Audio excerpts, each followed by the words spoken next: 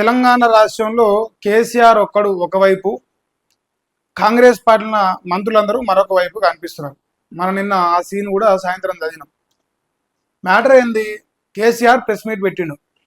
Press meet పెట్టి అందరూ BRS నాయకుల్లాగానే Congress party పాలనా వైఫల్యాల పైన ప్రజలకు తెలియజేస్తే ఆయన ఒక ప్రెస్ మీట్ పెట్టి మాట్లాడిండు. అంతకుమించి పెద్దగా ఏం చేసింది లేదు. ఇక ఆరితోరి బూతులు కొట్టలేదు రేవంత్ రెడ్డి లెక్క, ఇంకోటి కాలేదు.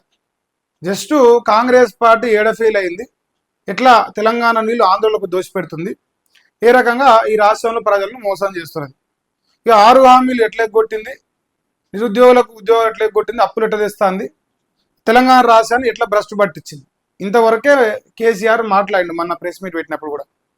ఇక ఒక డైలాగ్ వేసిండు, తోలు తీస్తాం ఇప్పటి వరకు ఒక లెక్క, రేపటి నుంచి ఒక లెక్క అని చెప్పేసి ఒక మాట మాట్లాడి. అయితే జనరల్గా రేవంత్ రెడ్డి చాలా ధైర్యవంతుడు ఉండే, ఇక అంటే కాదు, ఉరికొచ్చి మీటింగ్లు పెట్టి మైక్ పట్టుకొని దంచుడు ప్రోగ్రాం పెట్టేది. కానీ రేవంత్ రెడ్డి ఎందుకో తగ్గిండి అనిపించింది నాకు ఫస్ట్ టైం. రేవంత్ రెడ్డి ఏమైనా వెనకాడికి చేసిండా, రేవంత్ రెడ్డికి ఏమైనా భయం అయిందా, ప్రజల లోపల కేసీఆర్కు ఆదరణ వచ్చింది, మరి నాకు ఆదరణ తగ్గుతుంది, ఈ సందర్భంగా పోయి మళ్ళా తిట్టుడు ప్రోగ్రాం పెడితే ఇంక జనాలు కేసీఆర్ చెప్పినట్టే చేస్తానని చెప్పేసి అంటరా అయింది. చూసినావా, కేసీఆర్ అంటనే ఉండు, వీడు తిట్టుడు తప్ప ఏం తెలియదని మళ్ళా గదే ప్రోగ్రాం పెట్టుకుని చెప్పేసి అంటారేమని. ఇక ఈ పరమానందే శిష్యులు ఉంటారు, ఈ కాంగ్రెస్ పార్టీ పరమానందే శిష్యుల గుంపు ఉంటుంది. ఆ గుంపుతో మొత్తం కలిసి ఒక ప్రెస్ మీట్ పెట్టించింది. ఒకటి కాదు, 10ల సంఖ్యలో పెట్టింది నిన్న. ఇక ఒకరి తర్వాత ఒకరు మేమే మూతపర్ల, మేమే తెలియకలను. అయితే ఈ రాష్ట్ర ప్రజలకు తెలుసు, 24 నెలలుగా వీళ్ళ తెలివితోని ఏమేమి మంచి పనులు చేసిరు, ఏమేమి లంగ పనులు చేసిరు, ఎట్లా ఈ రాష్ట్ర ప్రజలను మోసం చేస్తున్నది కూడా చూస్తున్నారు. కానీ మేకపోతు గాంభీర్యం ప్రదర్శిస్తారు. కేసీఆర్ను కౌంటర్ కొట్టేంత మునగాళ్ళు అయిపోతే ఓకే, కానీ అందులో నిజాలు మాట్లాడితే బాగుంటుంది. ఇంకోటి, కేసీఆర్ నిట్టడం కాకుండా సేమ్ రేవంత్ రెడ్డి చేసిన ప్రోగ్రాం కాకుండా కేసీఆర్ లేవనెత్తిన అంశాలపైన సమాధానం చెప్తే బాగుంటుంది. కానీ ఎక్కడ సమాధానం చెప్పమంటే నాకు గణపల్లి. ఇంకోటి, అంతోడు ఎంతోడైనా సరే ఉరికొచ్చి వాగుతారు, వాగితే గొప్ప అనుకుంటారు, ఏం చెప్తానరా అని మనం మురుస్తాం అనుకుంటారు. వాళ్ళ పత్రికలు కూడా దేక్తలేవు, మంత్రులు మాట్లాడితే వాళ్ళ సొంత పత్రికలు కూడా దేక్తలేవు. ఎందుకు అంటే మీరు మాట్లాడిన దాంట్లో ఎంతవరకు వాస్తవం ఉందో మీ పత్రికలే గ్రహిస్తున్నాయి. అరే నాయన, ఈ సందర్భంలో రాస్తే మన పరువే పోతుందిరా, వద్దురా అని చెప్పేసి వాళ్ళే సైలెంట్ అవుతారు. ఇక్కడ మంత్రుల పని ఏందా అంటే రాష్ట్రంలో వారి శాఖల్లో పనిచేయడం. దాదాపుగా 24 నెలలుగా ఏ మంత్రి కూడా ఏ శాఖలో ఏకాన పని చేసినట్టు మనం పెద్దగా చూసింది దాఖలాలు కూడా లేవు. కానీ కేసీఆర్ అందరూ పని మంత్రులు అయిపోయారు, అందరూ తెలివికలు అయిపోయారు, అందరూ పని చేస్తారు, అందరూ యాక్టివ్ అయిపోయారు. ఎందుకు భయం అవుతుందో ప్రజలందరూ అదే చర్చ తీస్తారు. ఎందుకు భయం అవుతుంది వీళ్ళకు? వీళ్ళు గొప్పగా పరిపాలించరు, ప్రజా పరిపాలన చేస్తారు, వీళ్ళకి ఎందుకు భయం? అందుకే వీళ్ళ టైటిల్ ఏం పెట్టంటే కేసీఆర్ వర్సెస్ మంత్రులు. రేవంత్ రెడ్డి స్కిప్ అయ్యండి ఇక్కడ, మా అన్న ఇంటెన్షనల్గా స్కిప్ అయ్యంటే కొడతాను ఆయన వ్యవహార శైలి చూస్తూ ఉంటే. సో ఇంకా ఒక వార్త అందరు రాసిరు, 1 by 1 చూపించే ప్రయత్నం చేస్తా. ఇంకా ఒక్క కేసీఆర్ ఒకవైపు, ఇక సీఎం మంత్రులు ఇంకో వైపు ఉన్నట. ఒకే ఒక్కడు ఒకే మాటల తూటాకు సర్కారు మొత్తం హడలెత్తిపోయింది. ముఖ్యమంత్రి నుంచి మొదలు మంత్రుల దాకా ఒకటే పరుగు. 2 రోజుల నుంచి ఒకరు వెనుక ఒకరు హడావిడిగా ప్రెస్ మీట్లు పెట్టారు, చిట్చాట్లు చేశారు. మరికొందరు మైకు అనిపిస్తే చాలు కేసీఆర్ చేసిన వ్యాఖ్యలపై కౌంటర్ ఇచ్చేందుకు నానా పాటలు పడుతున్నట్లు తెలుస్తుంది. కేసీఆర్ అడిగిన ప్రశ్నలకు సూటిగా సమాధానం చెప్పలేక ఇతర అంశాలను లేవనెత్తి మేము కౌంటర్ ఇచ్చాం అనే విధంగా మంత్రుల మీడియా సమావేశాలు జరిగాయన్న విమర్శలు వస్తున్నాయని చెప్పేసి ఒక కథనాన్ని రాసుకొచ్చారు. నిజంగా ఆలోచిస్తే వీళ్ళు నేనంటే పోటీ పడుతున్నారు. మైక్ వస్తే ఆ మైకులో జెర్సేపు మురిగితే ఇక మనం అన్ని నిజాలే మాట్లాడినాం, ఇంకోటి ఇక కేసీఆర్ కౌంటర్ కొట్టినామని ప్రజలు అనుకుంటారని ఒక భ్రమలో ఉన్నారు. సో నేనేమంటున్నా, రేవంత్ రెడ్డికే ఆ సత్తా లేక సైలెంట్ అయిపోయాడు. రేవంత్ రెడ్డి ఎక్కడ పరుగు పోతుందని చెప్పేసి మిమ్మల్ని రంగంలోకి దించిండు. మీరు గ్రహించుకోవాలి ఏంటంటే, మీ ముఖ్యమంత్రి గారే అదిరు, మీ ముఖ్యమంత్రి గారే నీ పరామర్శించిన నీ సాగు ఓరుకోలేదు, ఇట్లా బెదిరి అంటారా వెనకాడికి వేసి మాట్లాడతాను. ఇంకోటి, సభలు పెడతా ప్రజలలో పోతుంటే భయపడి అసెంబ్లీకి రమ్మంటుంది. ఎందుకంటే ప్రజల లోపల ఎక్కడ ఎండగడతారో కేసీఆర్ అని చెప్పేసి భయం అవుతుంది. ఇక నీళ్లు నీళ్లు నీళ్ళు ఇక మాట్లాడితే అసెంబ్లీకి ఏ మీకనికి వచ్చినారని అంటే ప్రిపేర్ అయ్యి రాలే, పండుకునే తందుకు వచ్చిన ఇసవంటి వాళ్ళు కూడా మీటింగ్లు పెడతారు. ఇసవంటి మేధావులు కూడా ఇలా మూతబర్లుగా కనిపిస్తుంది తెలంగాణ సమాజంలో. నాకు నవ్వు వచ్చింది అసవంటి మేధావులు మాట్లాడుతూ ఉంటే, అబ్బా వీళ్ళు ఇంత తెలుగు కళలు అని వస్తుంది కదా జనరల్గా. ఇక ఏం చెప్తారో ఒకసారి కేసీఆర్ మాట్లాడిన అంశాలు మొత్తం ఇక్కడ రాసిరు. ఇక వీళ్ళు మంత్రులు ఏం చెప్తారు ఒకసారి చూడ్రి. 10 ఏళ్ళు పాలించి లక్షల కోట్లు అప్పు చేసినా 1 ఎకరాకు నీళ్ళు ఇవ్వలేదట. ఇది ఈ డైలాగ్ ఈయన మాట్లాడాడు. నాకు తెలిసి ఈ పరమానంద దేశంలో పెద్ద తెలివి కల్లోడు అంటే ఆయన తలకాయలు తెలివి ఎక్కువైందని చెప్పేసి ఆయన గడ్డంలోకి వెళ్ళి తీస్తాడు ఆయన తెలివి. ఆయన మాట్లాడాడు, కేవలం 50% పనులు మాత్రమే పూర్తయ్యాయి, ప్రధాన కాలువల పని కూడా పూర్తి చేయలేదని ఒక ఆయన చెప్పినట.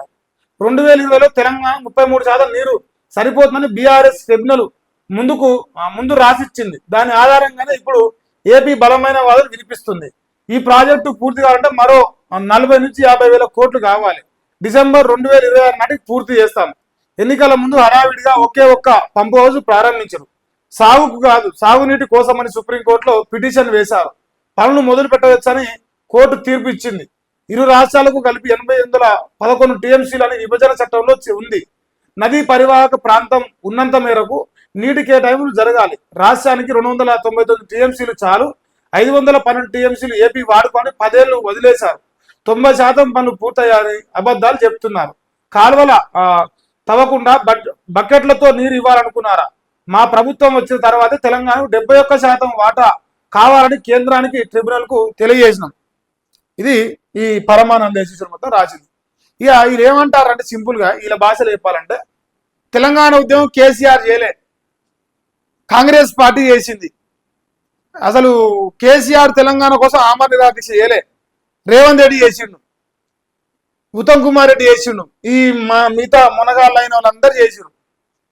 ఎంత విచిత్రం అంటే నీళ్ల పైన కేసీఆర్ విమర్శిస్తే వీళ్ళు బయటపడతాం అనుకుంటారు. ఇగో సరే మీరు చెప్పిందే నిజం అనుకుందాం, కొద్దిసేపు అనుకుందాం. తెలంగాణలో నీళ్లు నిధులు నియామకాల పేరు మీద ఒక్కనాడన్నా ఒక్క కాంగ్రెస్ వాడన్నా కేసీఆర్ తో పాటు నడిచి కొట్లాడినోడు ఒకడన్నా ఉంటే బయటకు వచ్చి మాట్లాడరా చూద్దాం. నీళ్ల విషయంలో ఇప్పుడు తెలంగాణ తెచ్చుకోవడానికి కేసీఆర్ ను నాయకునిగా చేయడానికి ఉపయోగపడ్డది ఈ అంశం. దీంతో పోటీ పడతారు వీళ్ళు. ఇప్పుడు రేవంత్ అన్న మన డమాకెంత, మన తెలివెంత, ఈ పరమానంద దేశందరూ పట్టుకొచ్చి కాకి లెక్కలు కాకి కబుర్లు చెప్తే తెలంగాణ సమాజం నీళ్ళ విషయంలో కేసీఆర్ ని ఏనాడు కూడా వెనకాడు వేరు. సుక్క నీళ్ళు వేయలేనప్పుడు మీ బతుకు అయిపోయింది. సుక్క నీళ్ళు వేయలేదని ఒక పనికి మాలిన ముచ్చటన్నప్పుడు మీరు రేవంత్ రెడ్డి కొండారెడ్డిపల్లి ఆయన సొంత ఇంటికి ఇప్పుడు నల్ల ఓపెన్ చేస్తే నీళ్ళు వస్తాయి. నా ఇంట్లో వస్తున్నా, ఆయన ఇంట్లో కూడా వస్తాయి, ఉత్తమ్ కుమార్ ఇంట్లో కూడా వస్తాయి. అది ఎవరు తెచ్చిరో తెలంగాణ ప్రజలకు తెలుసు. ఇంకోటి రేవంత్ రెడ్డి ఊర్లో చెరువు ఉంటుంది, నా ఊర్లో కూడా చెరువు ఉంటుంది. 2 చెరువులు ఎటర్ నుంచి ఎవరు నింపిండు? అంతకుముందుకు మన కాంగ్రెస్ ఉన్నప్పుడు ఎన్ని ఎకరాలకు ఇచ్చారు? కాళేశ్వరం ఊరిపోయిందని నేను ఒక స్టేట్మెంట్ ఇచ్చారు. అది ఓదావరం ఆయన లైవ్ స్ట్రీమింగ్ పెడతాను, ఇప్పుడు కూడా ఛాలెంజ్ చేస్తున్నాం స్టిల్ ఈ సెకండ్ కూడా. ఒకసారి వీళ్ళ ఆస్థాన మీడియా రాసింది, ఒకసారి చూడండి. ఇది నాకు సిగ్గా అనిపించింది ఈ ముచ్చట విన్నాక. ఈయన మహా మేధావి అనుకుంటాడు. నిన్న ఆయన ఏం మాట్లాడిందో ఒకసారి చూడండి. ఆందోళనకు అమ్ముడు పోయిందే బీఆర్ఎస్ వాళ్ళు. అసలు వైఎస్ రాజశేఖర రెడ్డి ఎంగిల్ మెతుకులు తినలే, కిరణ్ కుమార్ రెడ్డి మోసేతిని లాగలే, అసలు నల్గొండకు మహబూబ్నగర్కు అన్యాయం చేయలే, నాగార్జున సాగర్ నీళ్ళు మొత్తం తెలంగాణలో వాడుకుంటారు, శ్రీశైలం నీళ్ళు మొత్తం తెలంగాణలో వాడుకుంటారు. అసలు చంద్రబాబు నాయుడు తెలంగాణ నీళ్ళ జోలికే రాలే. వైఎస్ రాజశేఖర రెడ్డి అంటే ఆయనకు అదిరిచ్చి బెదిరించి ఆయన మెడపైన కత్తి పెట్టి నీళ్ళు కొంచుకొచ్చారు. ఆందోళనకు అసలు మోసేతిని దాగి అలా ఎంగిలి మెతుకు తినలే, తెలంగాణకు ద్రోహమే చేయలే. బలిసి కేసీఆర్ నీళ్ళని నాటకం ఆడిండు.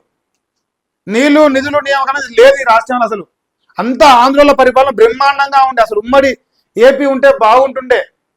తెలంగాణ ఎందుకు వచ్చిందో ఇప్పుడు ఈ మాట విన్నాక నాకు గదే అనిపిస్తుందా. నిన్ననో మొన్నో జగన్ పుట్టినరోజు అయిందా? ఎవడోడు పెట్టుకుండో స్టేటస్లు తెలుసు కదా తెలంగాణ సమాజానికి. ఎవడు ఆంధ్రలో ఎంగిలి మెతుకులు తింటాడో, ఎవడు ఆంధ్రలకు జోకుతారో ఈ రోజు కూడా 11 ఏళ్ళ తెలంగాణలో కూడా 12 ఏళ్ళ తెలంగాణలో కూడా ఎవడు జోకుతుండో తెలిసిపోయింది కదా మన ఒక ఆయన పుట్టినరోజు వస్తేనే ఆంధ్రలో సంకలనం ఆగేదంటే గుర్తుకొచ్చింది నాకు, అందుకే చెప్తున్నా. ఇక నీళ్లు నిధులన్నీ వాళ్ళకే దారబోసిరు మంత్రి ఉత్తమ్ కుమార్ రెడ్డి ఎత్తుండు. ఇది వీళ్ళ గత చరిత్ర ఎత్తున్నట్టు అనిపిస్తుంది. అంటే 2014 కంటే ముందు ఉత్తమ్ కుమార్ రెడ్డి ఆంధ్రలో ఎంగిలి మెత్తి పెట్టినాడో అది గుర్తు చేసుకొని చెప్పినట్టుగా అనిపిస్తుంది నాకు. అది కిరణ్ కుమార్ రెడ్డి కావచ్చు, ఇంకొక ఆయన కావచ్చు.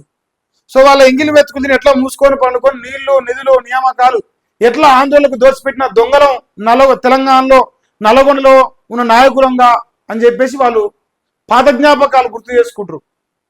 గుర్తుకొస్తున్నాయని ఒక పాట వాడాలి వీళ్ళ కోసమైనా. పాలమూరు ప్రాజెక్టులో 90% పనులు పూర్తయితే 1 ఎకరాకు నీళ్ళెందుకు రాలే? 10 ఏళ్లలో ఎందుకు పాలమూరును పట్టించుకోలే? కృష్ణా జలాలు పంపిణీలో తెలంగాణకు తీరని అన్యాయం చేసిందే కేసీఆర్. ఆ ప్రాజెక్టు సందర్శనకైనా మేము రెడీ. హరీష్ రావు మాట్లాడుతున్నాం.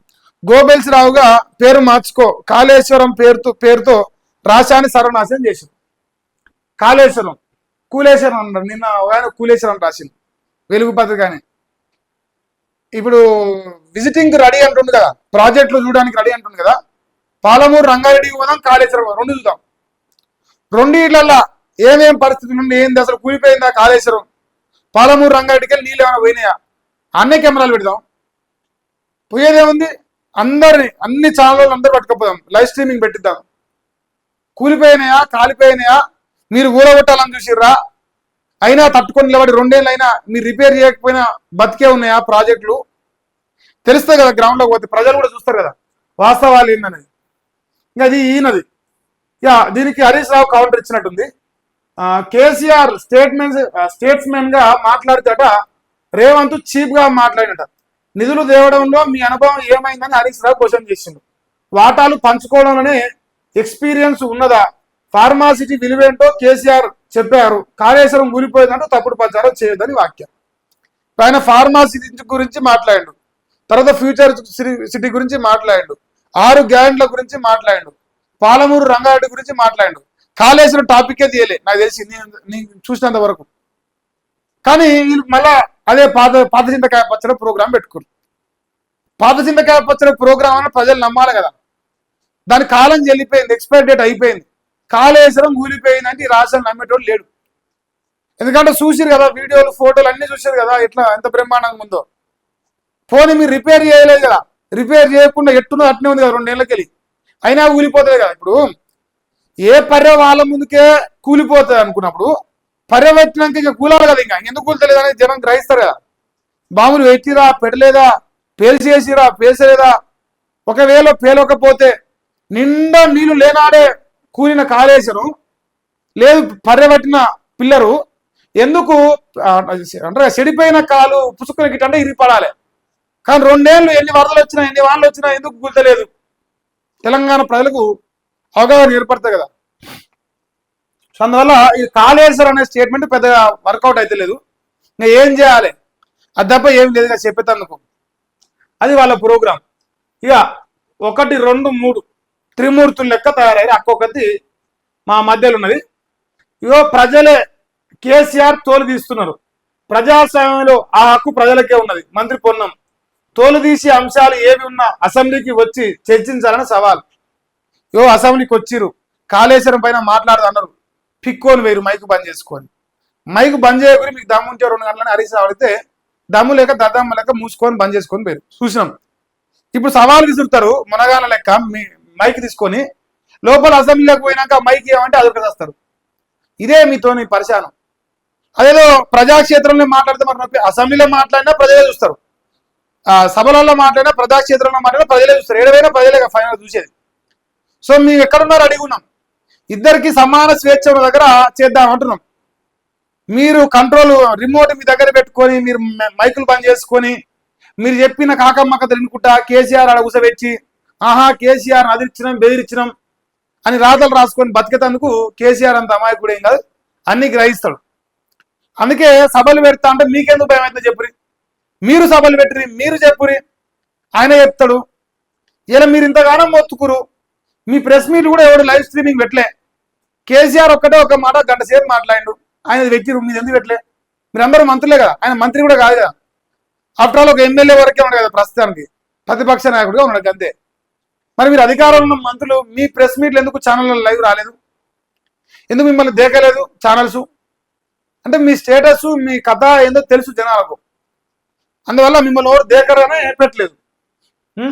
ఇక 10 ఏళ్ళు అధికారం ఉన్న పాలమూరు ప్రాజెక్టును ఎందుకు పూర్తి చేయలే మంత్రి జూపల్లి? ఈ మునగాడు అలానే వచ్చింది. ఇప్పుడు నిన్ను నువ్వే క్వశ్చన్ చేస్తుండే అనిపిస్తుంది నాకు. జూపల్లి కృష్ణారావు గారు ఇట్లా ఇట్లా ఏళ్ళు పెడతా అంటే 4 ఏళ్ళు నీకు చూపిస్తానే, ఒక్కటే కేసీఆర్ చూపిస్తుంది. అందుకని నువ్వు అలానే వచ్చినావు కదా అన్నాడు. ఇంకా ఏపీకి నిధులు తరలిపోతున్నా కేంద్ర వివక్షపై కేసీఆర్ ఎందుకు మాట్లాడలే? మా వాకిటి శ్రీగారు అన్న కూడా షార్ప్ అయిపోయింది. ఇప్పుడు కవిత ప్రశ్నలకు జవాబులు చెప్పలేక మాపై ఏడిపోయేందుకు మంత్రి సీతక్క బిడ్డ వైపు మళ్ళిచ్చారు. ఈ డైవర్షన్ టాక్టిక్స్ పనికిరావక అయిపోయింది. నువ్వు ఇసుక దంద నుంచి మేడారం మలిపినట్టు, రేవంత్ రెడ్డి కేసీఆర్ నుంచి కవిత వైపు మళ్ళినట్టు జనం మళ్ళీ చేయలేరు. జనం క్లియర్గా ఉన్నారు.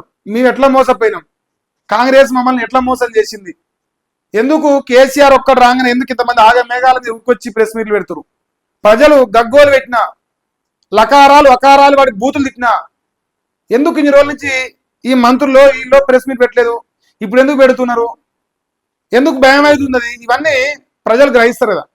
గ్రహించి కేసీఆర్ రాగానే వీళ్ళకి ఏం పుట్టిందిరా, ఏం మత్స్యమోరు మీద వస్తుంది, ఎందుకు ఏసి పడుతురు, ఇవన్నీ ప్రజలు గ్రహిస్తారు, గ్రహిస్తూనే ఉంటారు.